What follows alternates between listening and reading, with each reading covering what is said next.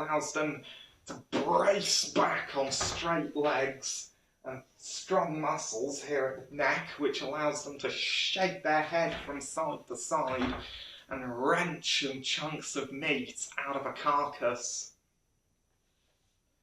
And believe it or not, there's actually a place in East Africa, in Ethiopia, called Harar Town, where the hyenas have been fed there for centuries. In fact, generations ago, the people of Harar Town fed the hyenas, hoping that in return, the hyenas would rid the town of evil spirits. And this tradition still goes on tonight.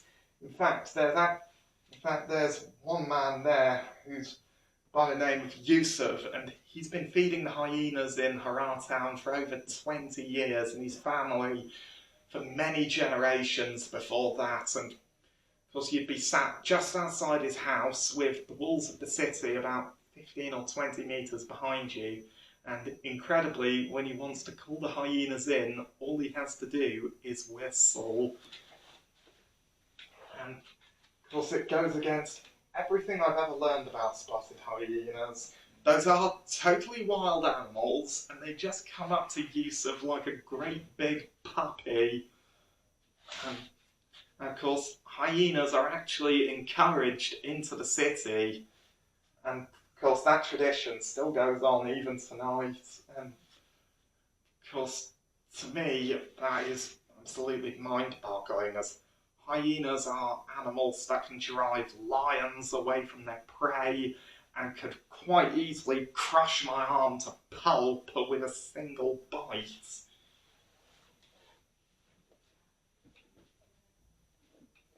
Of course, here is their range.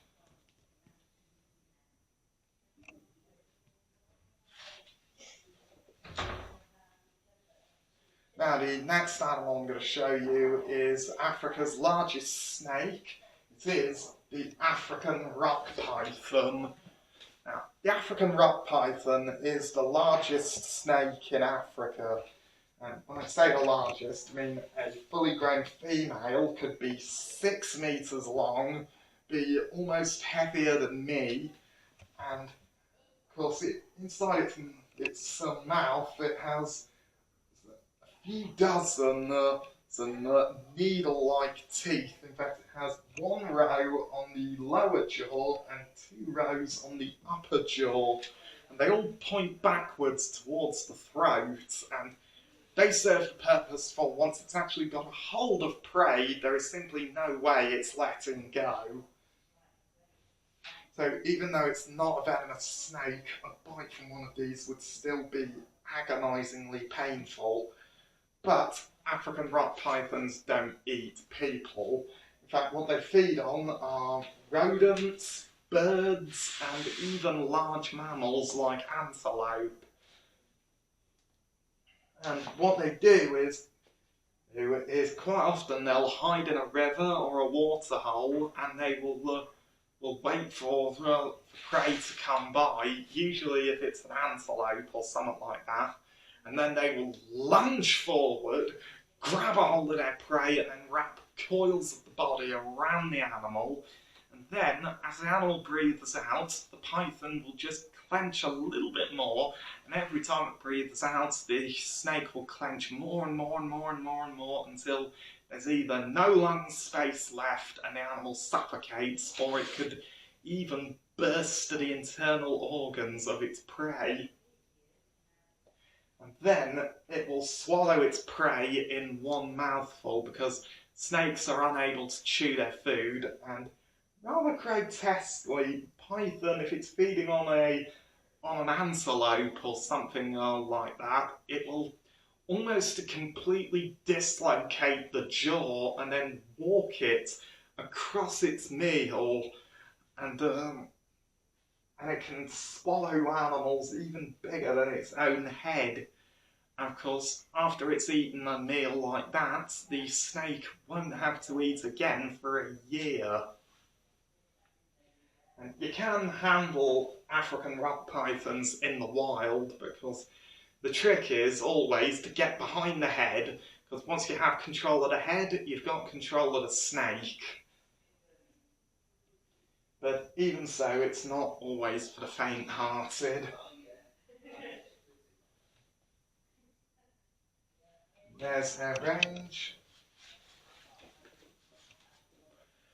Now, the next animals I'm going to show you are probably Africa's most heavily persecuted animal.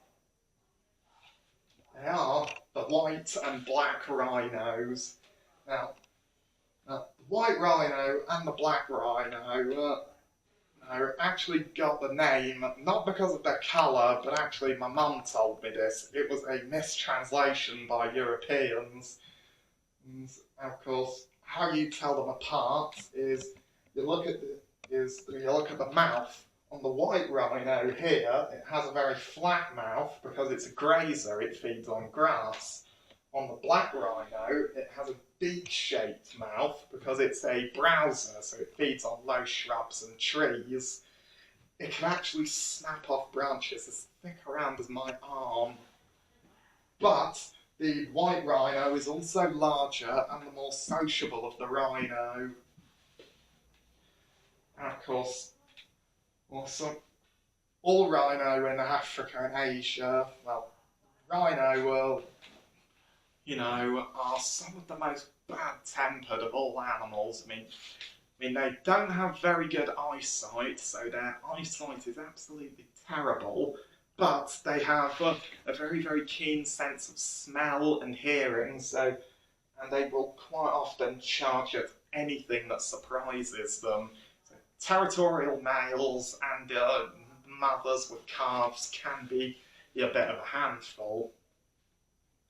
But every species of rhino that's found in both Africa and Asia is under threat, and it's all for their horns. Now, rhino horn is made of a substance called keratin. It's the same substance that our fingernails and our hair are made of.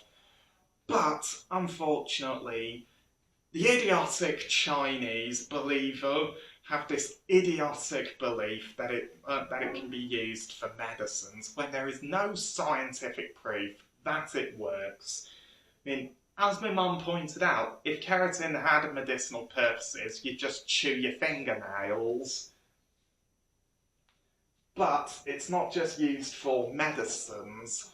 Rhino horn is also used by the Chinese and the Vietnamese for trinkets and ornaments, and even ground up and served in drinks, and in the Middle East it's also used for Arabian dagger hilts. And of course, despite the fact that there's no proof that rhino horn has medicinal purposes, regardless, it can actually fetch about $60,000 per kilo. And because of that, these animals are being absolutely slaughtered by poachers who run them down who chase after them with helicopters, gun them down with AK-47 machine guns, and hack off their horns with chainsaws. And it's not just the adult rhinos that are affected. Quite often, when their mothers are killed, young rhinos are left in the wild to die, and a young rhino that's alone in the wild would be an easy meal for lions, hyenas and leopards. But quite often, white rhino calves are found and taken to special sanctuaries to be looked after. And of course, while the black rhino is critically endangered with only a few hundred or so left in the wild, there's already been one species of rhino, the northern white rhino, which has now been classed as extinct because the last two left are female and they can't reproduce with each other, so that species has been classed as extinct. Of course, the southern white rhino, up until the 1960s, there were probably no more than 30 to 35 left in the wild, but what followed was one of the greatest conservation success stories of all time.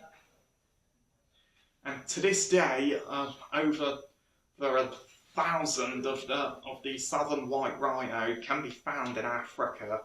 Even so, they are classed as a vulnerable species, and there are efforts to protect rhinos in Africa, with armed patrols monitoring their movements and anti-poaching squads tracking down poachers who are then sent to prison for 50 years.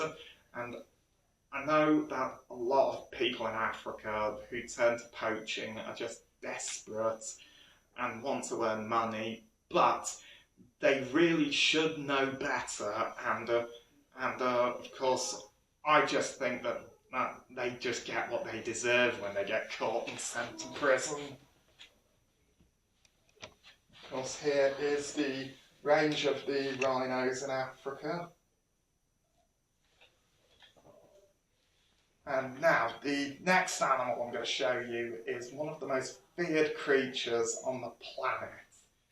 It is the great white shark. Now, sharks have been around on the planet for over 400 million years, and the great white shark is the largest predatory fish alive today. When I say the largest, I mean an adult female can grow to be 6 meters long, weigh as much as a ton, and has 300 serrated teeth. In fact, if you look along the edge of the great white shark's teeth, it's serrated like a kitchen knife, and there can be 300 of those in its mouth. But also, another thing that the shark uses for hunting is that, well, one reason they've become one of the ocean's top predators is that they have 2 additional senses to them. Because they have a very, very good sense of eyesight and hearing, but of course there's also their sense of smell, because sharks are said to be able to smell a teaspoon of blood in an Olympic swimming pool sized area of water. But also, running down the shark's side is an organ called the lateral line, which is laden with hair cells that can pick up the tiny vibrations in the water. But also, in the snout of a shark are sensors called electroreception, where they can actually detect the electrical signals given off by their prey. And of course, great white sharks have become one of the most feared animals in the world. I mean, I'd mainly blame that on the media, because when the movie Jaws came out in 1975, that cemented the image of the mindless man-eating monster in the public imagination. And also, whenever people are attacked by a shark, it makes headline news or the front of a newspaper. But only about 10 to 12 people are killed each year by sharks, and quite often that's just cases of mistaken identity, like when surfers are mistaken by great whites for seals, which is their favourite food. Of course, great white sharks feed on a wide range of things, from fish as big as tuna, to turtles, mammals like dolphins, dugongs, whales, and of course seals and sea lions. And probably the best place in the world to see them hunting seals is off the coast of South Africa. They have one of the highest concentrations of sharks, because they come there to hunt seals, because the seals are packed with blubber, which is a thick layer of fat underneath the surface of the skin that keeps them insulated. But that's packed with oil and calories that the sharks are after.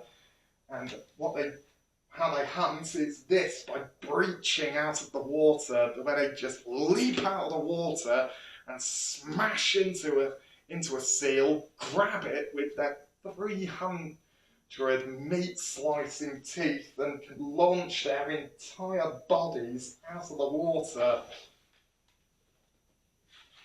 And unfortunately, while it's been proven that sharks are very little danger to people, great white shark numbers are now classed as endangered, and Sharks all over the world are being slaughtered by humans. I mean, there are many